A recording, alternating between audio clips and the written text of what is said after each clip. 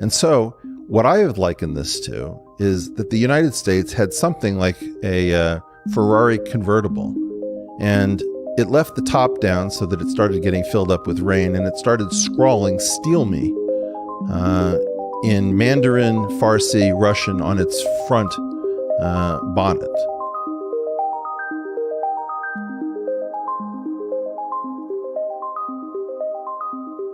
Lastly, I want to use a technique which is extremely important to me that I've talked about before at the behest of Naval Ravikant on Twitter. So you can find a Twitter thread that will go under something like the title, "The Invisible World is First Discovered in the Visible World's Failure to Close."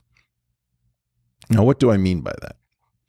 What I mean is that sometimes you discover that something is not right only because the explanation for everything that can be seen doesn't add up.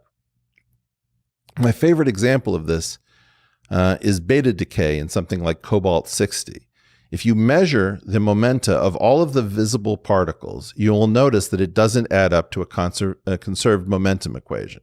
And this is what allowed Wolfgang Pauli to hypothesize that there must be something carrying away some momentum that is electrically neutral and cannot be seen.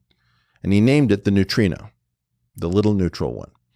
Well, something didn't make sense about Jeffrey Epstein. How could somebody have that much money, claim to be a hedge fund manager, be so clearly focused on his persona, and not look or sound like anybody I had ever met in trading at that point? I believe that this person, in some sense, represented a failure of the visible world's failure to close, and so I decided that it was with some probability, not 100% certainly, that this person was in fact a construct. Now, around, I forget when it was, 2005, some point through 2007, Jeffrey Epstein becomes entangled with Florida law enforcement for requesting or arranging massages from underage women that was almost certainly, massage was a euphemism for some form of child prostitution. This was an extremely disturbing episode in which he was vigorously defended by a high-profile team, which is his right in an adversarial system. But it was with a particular vigor that I found absolutely disturbing and unsettling. And that the sentence given to Jeffrey Epstein seemed to be so reduced compared to what he was being accused of that I felt like I had to just check all of my intuitions. Why was such a light sentence being imposed? Further, people I knew went and visited him in prison and talked about him being a friend, talked about him being a massage enthusiast. It made no sense to me that this person who was being accused of some form of pedophilia was being treated very differently than I would have imagined by people that I very much respected at the time. I didn't understand what was going on, but I started to formulate a second theory, and I haven't heard it discussed much in the media, so I'll share it with you now. The idea is that if you buy the idea that Jeffrey Epstein was in fact a construct of the intelligence community, my belief is that he was constructed to be a sapiosexual Hugh Hefner. In some sense, he was the Dan Bilzerian of his day. That is, somebody who is not interested in little girls, but is instead interested in young women. Women over the age of consent, who by law have every right to associate with whoever they wish to and can engage in consensual relations. Now, you may frown upon it. You may look down upon it.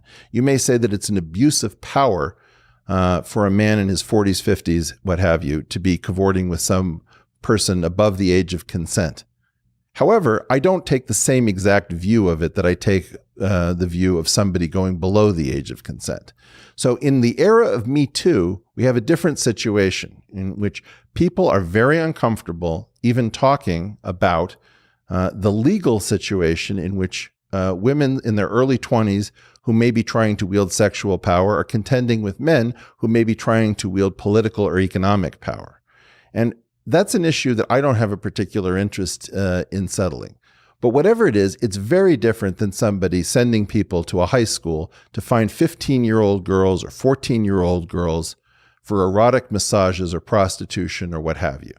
So my belief was, in effect, that the intelligence community that may have constructed Jeffrey Epstein was constructing him to be a sapiosexual Hugh Hefner, but that they had stupidly and mistakenly hired somebody who was actually closer to Humbert Humbert as an actor. That is, the underlying actor playing the role of Jeffrey Epstein, hedge fund genius, was in fact someone with a pedophilia problem that was probably not known to the intelligence community when it constructed the project, which I believe would have had to have dated from the 80s or 90s when Jeffrey Epstein first started amassing his network of high-profile contacts under this mysterious reputation as a one-of-a-kind financial genius. As a result, that would explain a great deal of why people's intuition was wildly off about Jeff. People who did not have a problem with an older rich man going after young women above the age of consent were suddenly forced to contend with the question of, was this person secretly interested in women below the age of consent, and perhaps considerably below the age of consent? So this went some of the way towards explaining that. But I have had another issue that I've tried to talk to people about, which I also think figures into this story. Why was Jeffrey Epstein so focused on science? And in particular, why was he focused on heterodox science? Keep in mind, I'm reading nothing. This is completely ad lib, so just allow me to catch my breath. In my theory, what I fear and what I believe is that the American scientific project has not understood that it has been abandoning its scientific assets. And if you look at my work, you can notice that this is a through line having nothing to do with Jeffrey Epstein. In effect, we have made it impossible for American scientists to profit using the market from their discoveries because we exclude fundamental discoveries from intellectual property protection.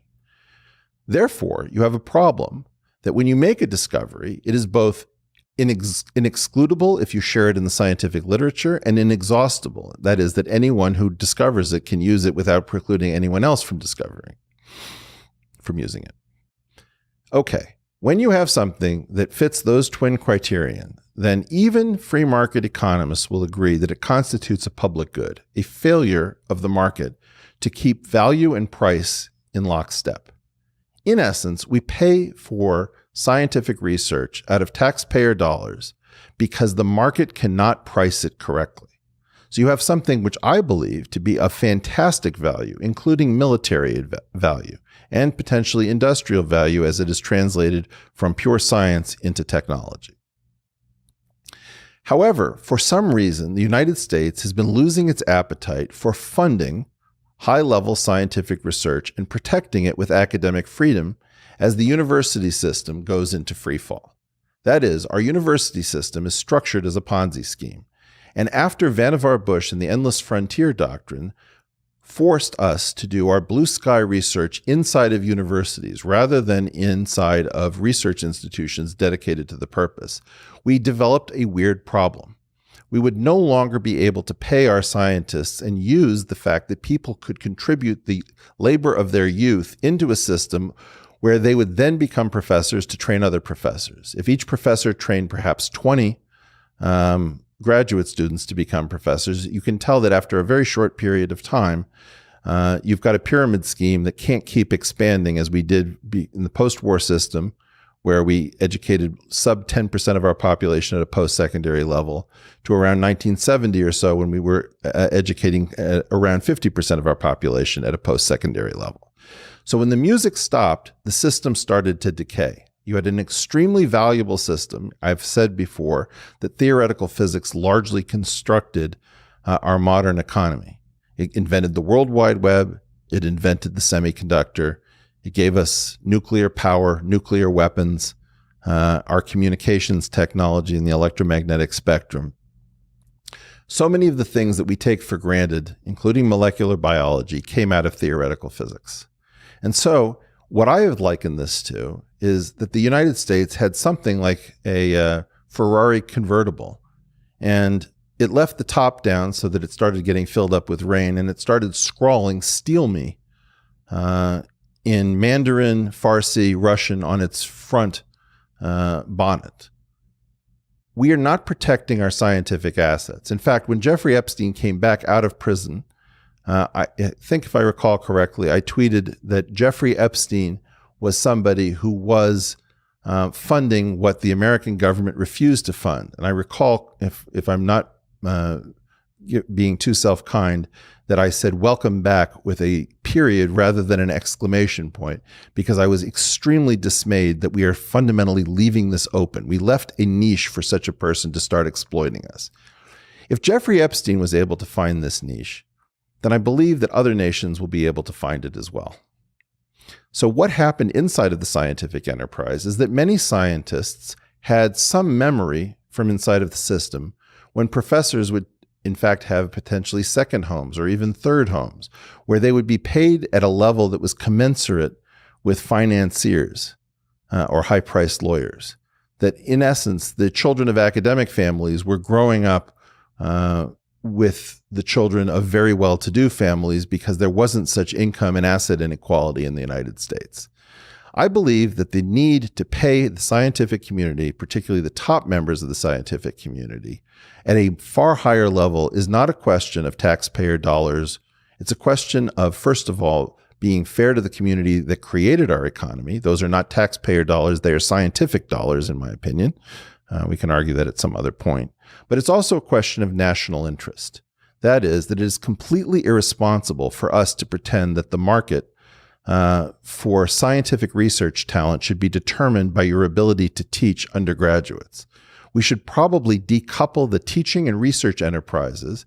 We should probably get rid of the majority of our research enterprise, and we should take care of the people who are obeying power laws at a very high level for the national interest.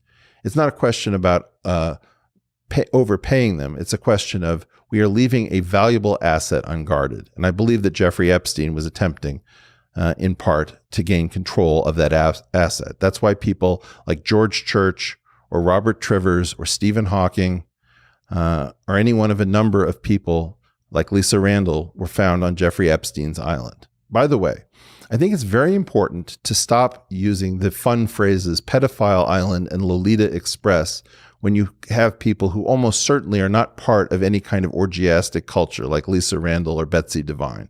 It's ridiculous.